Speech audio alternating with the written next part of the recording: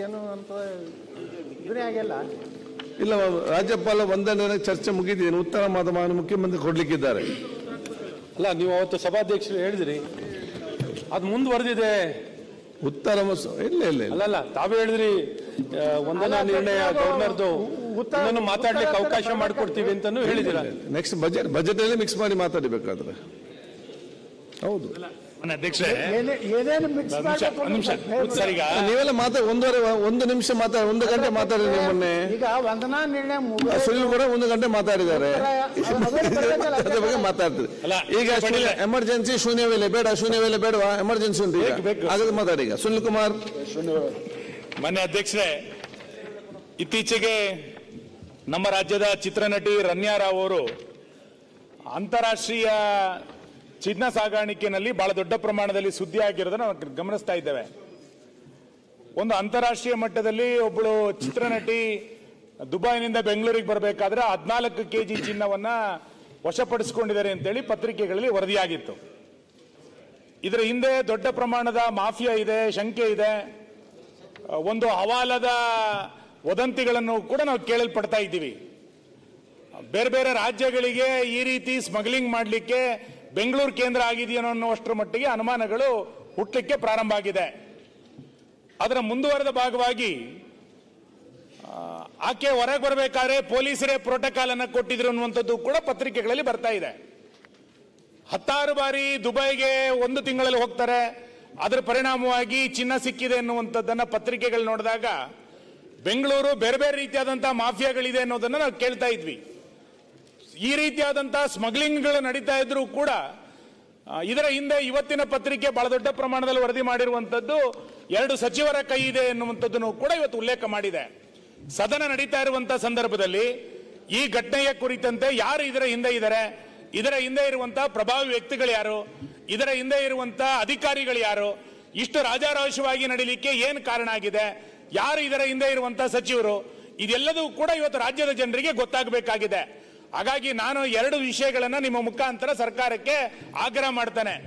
ಇಂಥ ಮಾಫಿಯಾವನ್ನ, ಇಂಥ ಸ್ಮಗ್ಲಿಂಗ್ ಗಳನ್ನ ಮಟ್ಟ ಹಾಕಬೇಕಾಗಿರುವಂತದ್ದು ಮೊದಲ ಕರ್ತವ್ಯ. 2ನೇದು, ಇದರ ಹಿಂದೆ ಯಾರು ಪ್ರಭಾವಿಗಳಿದೆ ಅನ್ನುವಂಥದ್ದನ್ನು ಕೂಡ ಸರ್ಕಾರ ತಕ್ಷಣ ಬಹಿರಂಗ ಮಾಡಬೇಕು. ಸಚಿವರಿದ್ದಾರೆ ಎನ್ನುವಂಥದ್ದು ಇವತ್ತು ಪತ್ರಿಕೆಗಳಲ್ಲಿ ಬಂದು ನೋಡಿದಾಗ ಈ ಸರ್ಕಾರ ಚಿನ್ನ ಸ್ಮಗ್ಲಿಂಗ್ ನಲ್ಲಿ ಏನಾದ್ರು ಕೈವಾಡ ಇದೆಯಾ ಅನುಮಾನಗಳು ಹುಟ್ಟುತ್ತಾ ಇದೆ. ಈ ಕುರಿತಂತೆ ಮಾನ್ಯ ಗೃಹ ಸಚಿವರು ಸದನದಲ್ಲಿ ಇರುವಂತಹ ಸಂದರ್ಭದಲ್ಲಿ ದಯಮಾಡಿ ಸ್ಪಷ್ಟೀಕರಣ ಕೊಡಬೇಕು. ಮಾನ್ಯ ಅಧ್ಯಕ್ಷರೇ, ಇದು ಈ ವಿಷಯ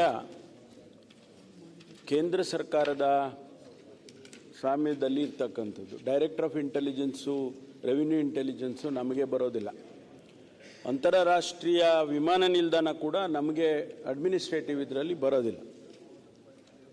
ಹಾಗಂತ ಹೇಳಿ ಇಲ್ಲಿ ಸ್ಮಗ್ಲಿಂಗ್ ಆಗಿಲ್ಲ ಅಥವಾ ಅವರು ಯಾರೋ ಗೋಲ್ಡ್ ತಂದಿಲ್ಲ ಅದೆಲ್ಲ ನಾವೇನು ಹೇಳಕ್ಕೆ ಹೋಗೋದಿಲ್ಲ. ಆದರೆ ಈಗಾಗಲೇ ನಮಗೇನು ಯಾವುದೇ ಮಾಹಿತಿ ಇಲ್ಲ.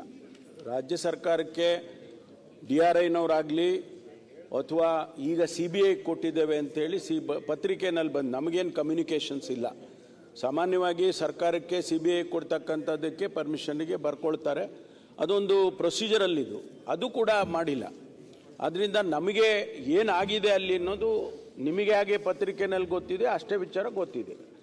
ಹಾಗಂತ ಹೇಳಿ ಪೊಲೀಸ್ ಇಲಾಖೆಯವರು, ಪೊಲೀಸ್ ಅವರ ತಂದೆಯವರು director general of police DGP ಇದ್ದಾರೆ, ಅವರು ಫೆಸಿಲಿಟೇಟ್ ಮಾಡಿದ್ದಾರೆ ಅನ್ನೋದನ್ನು ಕೂಡ ಅವರು ವೆಹಿಕಲ್ಸ್ ಹೋಗಿತ್ತು, ಅಲ್ಲಿ ಪೊಲೀಸ್ನವರು ಸಹಾಯ ಮಾಡಿದ್ರು ಅಂಥದ್ದೆಲ್ಲ ಇದೆಲ್ಲ ತನಿಖೆ ಆಗಬೇಕು. CBIನವರು ತನಿಖೆ ವಹಿಸಿದ್ದಾರೆ ಅಂತ ಹೇಳಿದ್ದಾರೆ, ಅದು ತನಿಖೆ ಆಗಬೇಕು. ಇನ್ನು ಸಚಿವರುಗಳು, 2 ಸಚಿವರು ಇನ್ವಾಲ್ವ್ ಆಗಿದ್ದಾರೆ ಅಂತ ಹೇಳಿ ತಾವು ಪ್ರಸ್ತಾಪ ಮಾಡಿದ್ರಿ, ಪತ್ರಿಕೆಯಲ್ಲಿ ನಾನು ನೋಡಿದ್ದೇನೆ. ಅದು ಕೂಡ CBIನವರೇ ಕಂಡುಹಿಡಿಬೇಕು, ಇನ್ವೆಸ್ಟಿಗೇಷನಲ್ಲಿ ಬರಲಿ. ಯಾವ ಸಚಿವರು ಈ ಚಿನ್ನದ ಏನು ಈ ಸ್ಮಗ್ಲಿಂಗಲ್ಲಿ ಇನ್ವಾಲ್ವ್ ಆಗಿದ್ದಾರೆ ಅದು CBIನವರು ಕಂಡುಹಿಡಿದ್ರೆ ಮುಂದೆ ಏನಾಗಬೇಕು ಅನ್ನೋದು ತಮ್ಗೆ ಗೊತ್ತಿದೆ. ಆದ್ದರಿಂದ ನಾವು ಇದಕ್ಕೆ ಸ್ಪಷ್ಟವಾಗಿ ಇಷ್ಟೇ ಹೇಳ್ಬೋದು ವಿನಃ ಬೇರೆ ಏನು ಹೇಳೋದಕ್ಕಾಗೋದಿಲ್ಲ. CBI ನೀವು CBI ಕೊಡಿ. ಈಗ ಯಾರೋ ಒಬ್ಬರು ಹಿರಿಯ ಅಧಿಕಾರಿಗಳಿಗೆ ಪೊಲೀಸ್ ಬರೋದು, ರಕ್ಷಣೆ ಬರೋದು ಸರಿ. ಹಿರಿಯ ಅಧಿಕಾರಿಗಳ ಮಗಳಿಗೆ ಪೊಲೀಸರು ಹೆಂಗ್ ಪ್ರೋಟೋಕಾಲ್ ಆಗ್ತಾರೆ? ಇದು ಸರ್ಕಾರಕ್ಕೆ ಗೊತ್ತಿಲ್ಲ. ಪೊಲೀಸ್ ಜೀಪ್ ಹೆಂಗ್ ಬಳಸ್ತಾರೆ? ಇದರಿಂದ ಅನುಮಾನಗಳು ಇದು. ನಿಮಗೆ ನೀವು ಪತ್ರಿಕಾ ಹೇಳಿಕೆಗಳು ನೋಡಿದ್ರೆ ನಮಗೇನು ಗೊತ್ತಿಲ್ಲ ಇದು ಅಂತ ಹೇಳಿದ್ರೆ ಹಾಗಾದ್ರೆ ಸರ್ಕಾರದ ಸಿಬಿಐ ಕೊಡಿ. ಅಲ್ಲಲ್ಲ, ನಮ್ಮ ಹಂತದಲ್ಲಿ ಏನ್ ತನಿಖೆ ಮಾಡಬೇಕು, ನಮ್ಮ ವಿದಿನ್ ದಿ ಪೊಲೀಸ್ ಡಿಪಾರ್ಟ್ಮೆಂಟ್ ನಲ್ಲಿ ಏನ್ ಇದೆಲ್ಲ ಆಗಿದೆ ಅನ್ನೋದನ್ನ ತನಿಖೆ ಮಾಡಬೇಕು, ಅದು ಖಂಡಿತ ಮಾಡ್ತೀವಿ. ಆದ್ರೆ ಸಿಬಿಐನವರು ಇನ್ವೆಸ್ಟಿಗೇಟ್ ಮಾಡಿ ಯಾರು ಇನ್ವಾಲ್ವ್ ಆಗಿದ್ದಾರೆ, ಎಷ್ಟು ಸ್ಮಗ್ಲಿಂಗ್ ಆಗಿದೆ, ಏನಾಗಿದೆ, ಅದು ಎಲ್ಲ ಸಿಬಿಐನವರು ವರದಿ ಬಂದ ನಂತರನೇ ಗೊತ್ತಾಗ್ತದೆ ವಿನಃ ನಾವೇನು ಹೇಳಲಿಕ್ಕೆ ಆಗೋದಿಲ್ಲ. ಓಕೆ, ಸಿಬಿಐ ಕೊಟ್ಟಿದಾರ ಅಂತ ಇವ್ರಿಗೆ ಗೊತ್ತು ಇಲ್ಲ ಅಂತ ಹೇಳ್ತಿದ್ದಾರೆ. ಸಿಬಿಐ ಕೊಡ್ಲಿಕ್ಕೆ ಇವ್ರು ಏನು ಅಂತಾನು ನೀವು ಸ್ಪಷ್ಟ ಮಾಡ್ತಿಲ್ಲ. ಹಾಗಾದ್ರೆ ಈ ತನಿಖೆ ಎಲ್ಲಿದೆ ಅಂತ ಸರ್ಕಾರಕ್ಕೆ ಗೊತ್ತಿಲ್ಲ ಅಂದ್ರೆ ಹೆಂಗಾಗತ್ತೆ ಸರ್? ಸರ್ಕಾರಕ್ಕೆ DRI ತನಿಖೆ ಮಾಡ್ತಿರ್ಬೇಕಾದ್ರೆ ರಾಜ್ಯ ಸರ್ಕಾರ ಏನು ಮಾಹಿತಿ ಇಲ್ವಾ? ಇಷ್ಟೊಂದು ಪ್ರಮಾಣದಲ್ಲಿ ಚಿನ್ನ ಸಾಗಾಣಿಕೆ ಆಗ್ತಿದ್ರೆ ಗೃಹ ಸಚಿವರಿಗೆ ಏನೂ ಗೊತ್ತಿಲ್ಲ ಅಂತಂದ್ರೆ ಏನ್ ನಡೀತಿದೆ ಸರ್? ನೋಡಿ, ತನಿಖೆಯಲ್ಲಿ ಇದರಿಂದ ಯಾರನ್ನ ರಕ್ಷಣೆ ಮಾಡುವಂತ ಪ್ರಯತ್ನ ನಡೀತಿದೆ ಅಂತ ಅಷ್ಟೇ. ಇದರಿಂದ ರಕ್ಷಣೆ ಮಾಡುವಂತ ಪ್ರಯತ್ನ ನಡೀತಿದೆ. 3 ದಿನ ಆಯ್ತು ನಡೀತಾ ಇದೆ. ಈಗ ನೋಡಿ, ನೀವು ತಪ್ಪಿಸ್ತಾರೆ ರಾಜಕೀಯ ಮಾಡ್ಲಿಕ್ಕೆ ಹೋಗಬೇಡಿ. ಈ ವಿಚಾರಣೆ ತನಿಖೆ ನಡೀತಾ ಇದೆ, ನಮ್ಗೇನು ಮಾಹಿತಿ ಕೊಡ್ಲಿಲ್ಲ ಅಂತ ಹೇಳಿದ್ದಾರೆ. ನಿಮ್ಗೆ ಹೆಚ್ಚಿನ ಮಾಹಿತಿ ಬೇಕಾದ್ರೆ ಕಚೇರಿಗೆ ಹೋಗಿ ಅವ್ರಿಗೆ ಮಾತಾಡಿಕೊಂಡು ನಿಮ್ಗೆಲ್ಲ ಮಾಹಿತಿ ಕೊಡ್ತಾರೆ.